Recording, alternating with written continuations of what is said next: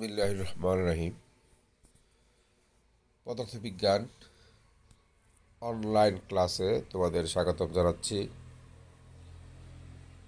আশা করি তোমরা সবাই ভালো আছো।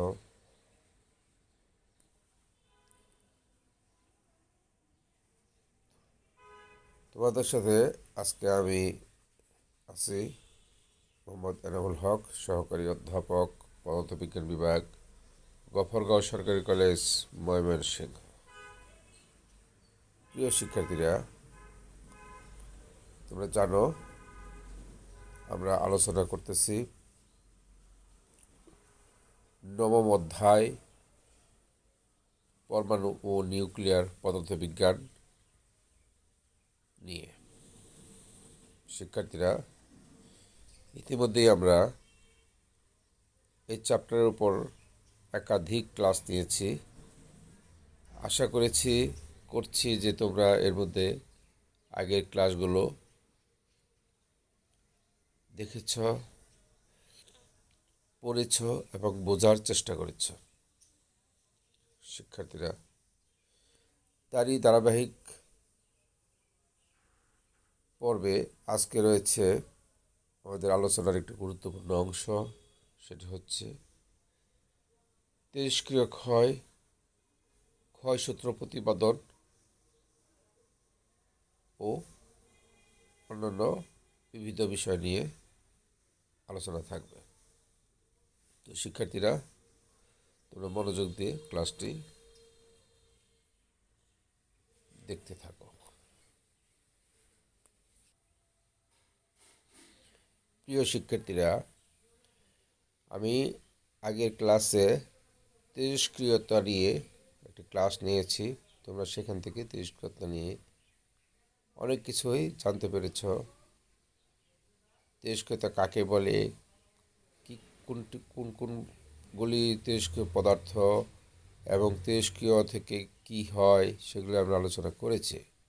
আমরা জানি যে তেজস্ক্রিয় থেকে কিছু রশ্মি বের হয়ে আসে, আলফা, বিটা ও গামা। এর ফলে কি হয়, এই তেজস্ক্রিয় পদার্থ হতে ক্ষয় হয় এবং এটাই হচ্ছে তেজস্ক্রিয় ক্ষয়। এবং তেজস্ক্রিয় ক্ষয় এবং যার একক আমি ইতিমধ্যে আলোচনা করেছিলাম, বেকুরেল আরেকটা হচ্ছে কুরি, দুইটা এককে বলা হয়। বেকুরেল হচ্ছে আমাদের SI ইউনিট, আর 1 বেকুরেল সমান তোমরা দেখতে পাচ্ছ 1 ডিকে পার সেকেন্ড। বিজ্ঞানীর নাম অনুসারে এই এককটি করা হয়েছিল। এবং আরেকটি একক রয়েছে যেটাকে বলা হয় কুরি। আর কুরি এবং বেকুরেল এই দুটির মধ্যে একটা সম্পর্ক তোমরা দেখতে পাচ্ছ। এক কুড়িকে সাধারণত CI দ্বারা প্রকাশ করা হয়। 1 কুড়ি সমান 3.7 into 10 becquerel. Pierre Curie and Marie Curie তাদের নাম অনুসারে কিন্তু এই এককটি প্রচলিত হয়। তাহলে যদি আমি বলি যে 1 বেকুরেল কাকে বলে, তাহলে আমরা বলবো প্রতি সেকেন্ডে একটি তেজস্ক্রিয় পরমাণুর ভাঙন বা ক্ষয়কে 1 বেকুরেল বলে। অর্থাৎ প্রতি সেকেন্ডে একটি তেজস্ক্রিয় পরমাণু তার যে ভাঙন বা ক্ষয়কে 1 বেকুরেল বলে। একটা হচ্ছে যে প্রতি সেকেন্ডে 3.7 ইন্টু 10 সংখ্যক পরমাণুর ভাঙনকে বলে 1 কুড়ি। তো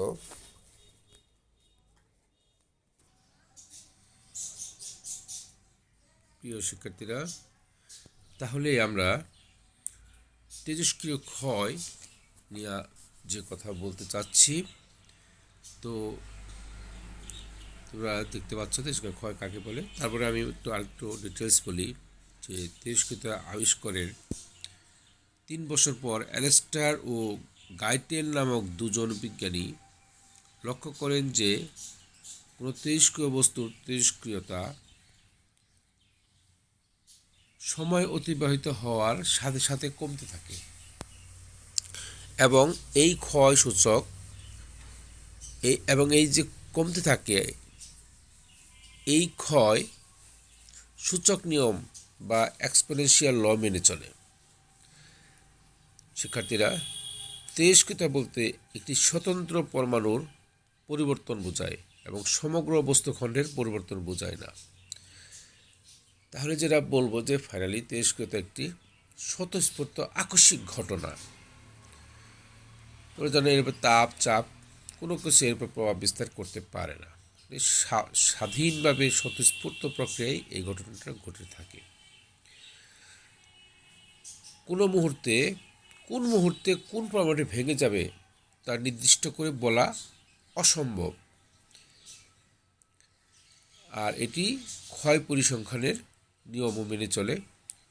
পরীক্ষার সাহায্যে ইতিমধ্যে এটা প্রমাণিত হয়েছে যে তেজস্ক্রিয় পরমাণুর ভাঙ্গনের বা ক্ষয়ের হার ওই সময় উপস্থিত অক্ষত পরমাণুর সংখ্যার সমানুপাতিক। অর্থাৎ আমি ভালো করে মনোযোগ দিয়ে তোমরা দেখো যে তেজস্ক্রিয় পরমাণু যেগুলো রয়েছে সেগুলি হতে কি হয়, কোনো তেজস্ক্রিয় পরমাণু হতে তেজস্ক্রিয় রশ্মি নির্গমনের ফলে তেজস্ক্রিয় মূল নিউক্লিয়াস অন্য নিউক্লিয়াসে পরিণত হয়। এই ঘটনাকে তেজস্ক্রিয় ক্ষয় বলে। তাহলে তেজস্ক্রিয় ক্ষয়সূত্রটা কি?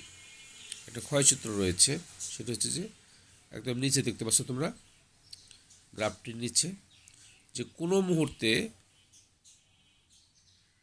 তেজস্ক্রিয় পরমাণুর ভাঙ্গনের হার, যেহেতু ক্ষয় হয় তার মানে ভাঙ্গন হয়, এই জন্য বলা হচ্ছে কোনো মুহূর্তে তেজস্ক্রিয় পরমাণুর ভাঙ্গনের হার ওই সময়ে উপস্থিত অক্ষত পরমাণুর সংখ্যার সমানুপাতিক। তাহলে আমরা দেখতে পেলাম যে তেজস্ক্রিয় ক্ষয়সূত্র কি। তো ক্ষয়সূত্র আমরা দেখলাম, একটা গ্রাফ রয়েছে, দেখো যে গ্রাফের ওয়াই অক্ষ থেকে কি হচ্ছে, আমাদের পরমাণু সংখ্যা কমে যাচ্ছে, কমে কমে সময়ের সাথে সাথে সময় যত বাড়বে এর থেকে ক্ষয় পাবে, ওই তেজস্ক্রিয় পদার্থের ক্ষয় পাবে এবং সেটি অন্য মৌলে পরিণত হবে। ঠিক আছে, তাহলে আমি যদি বলি যে যেহেতু এটা তেজস্ক্রিয় পদার্থ কী হয়, ক্ষয় হয়, এবং এই যে ক্ষয়সূত্রটা সেটা এখন আমরা প্রতিপাদন করতে যাচ্ছি। তার আগে দেখো আমি বলে নিই যে একদম ধরে নিই আমরা সময় গণনার শুরুতে যখন সময় শূন্য, মানে টি সমান সমান শূন্য, তখন কোনো তেজস্ক্রিয় পদার্থে অক্ষত পরমাণুর সংখ্যা আমরা ধরে নিলাম ছিল কি,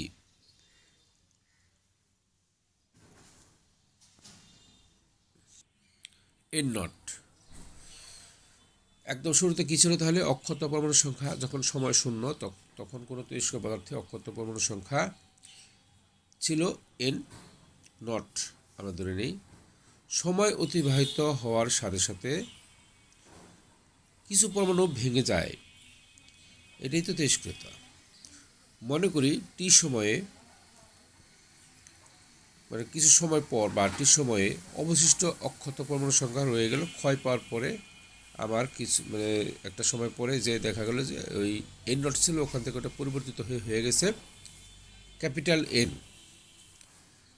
এখন যদি খুবই অল্প সময়, অর্থাৎ ডিটি তো তোমরা বুঝো, ডিটি যে ক্ষুদ্রাতি ক্ষুদ্র সময়, মানে খুবই অল্প সময়, সেগুলোকে বলা হয় যে ক্ষুদ্রাতি ক্ষুদ্র সময় আমরা ডিটি দ্বারা পাচ্ছি। ইতিমধ্যে তোমরা ম্যাথমেটিক্স এগুলো শিখেছ বা আমরা ইতিপূর্বে দেখিয়েছি।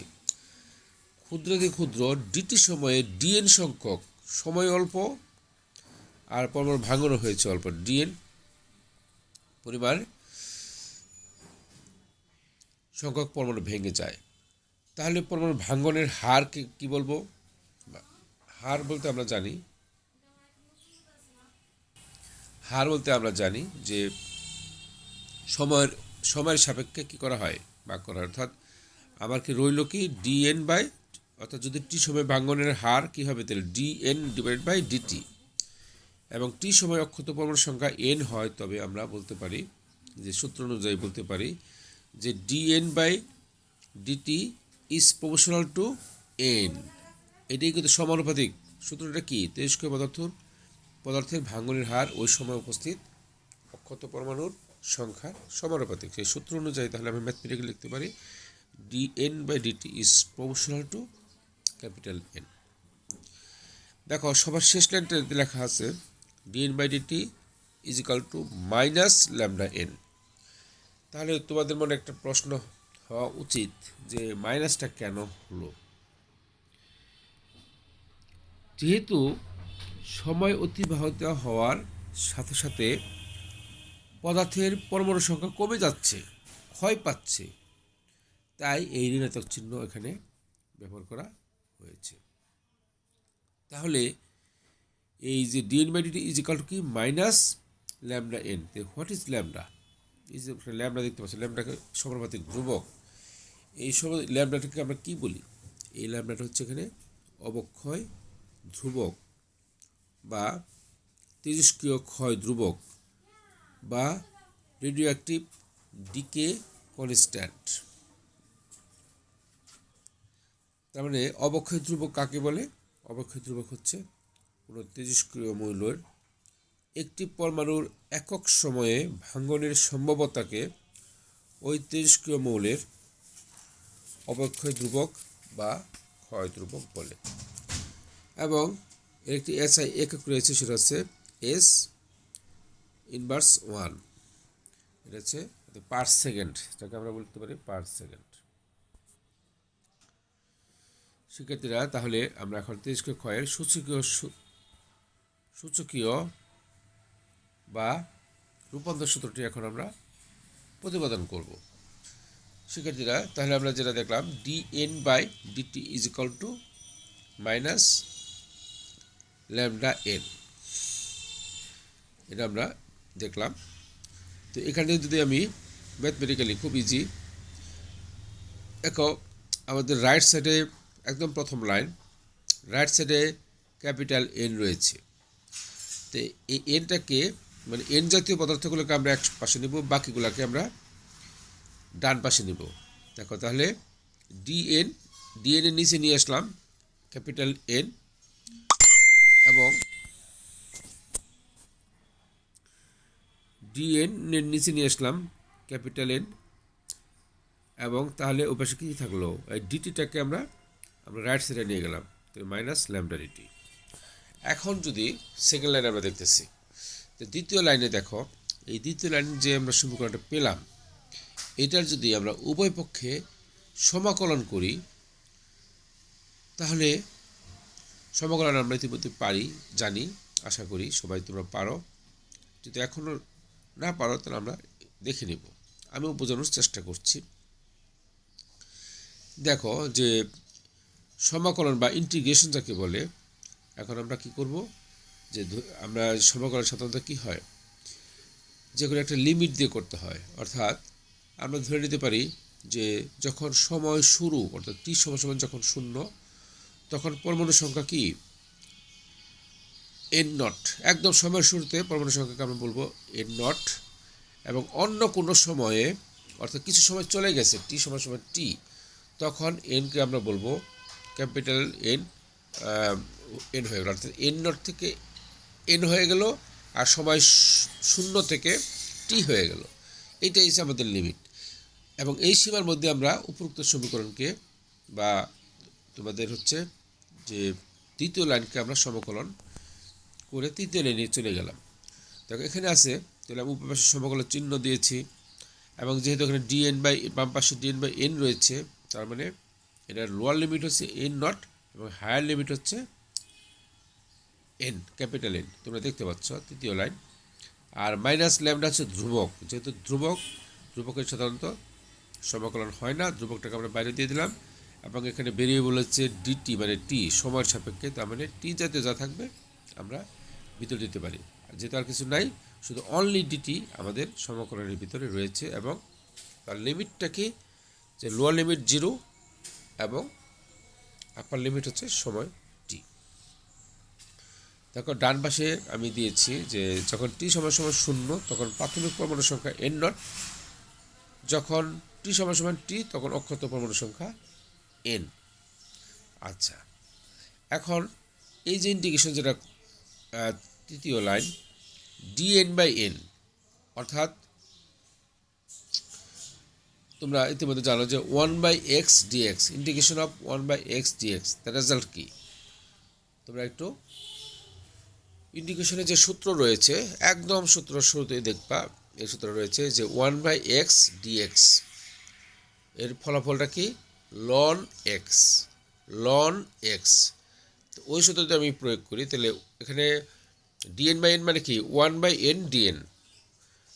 তার মানে এখানে আমরা লিখবো ওই সূত্রের সাথে মিলিয়ে সামঞ্জস্য রেখে তুমি দেখো, এটাকে লিখতে পারি আমরা লন এন। এবং আমরা যখন এই লন এনটা লিখলাম সূত্র প্রয়োগ করে, আমরা যখন তৃতীয় লাইন থেকে চতুর্থ লাইনে গেলাম, লন এন চলে আসলো, আমরা থার্ড ব্র্যাকেট দিয়ে লিখবো, ওই লিমিটটাকে আমরা পাশেই লিখবো, এভাবে লেখার নিয়ম।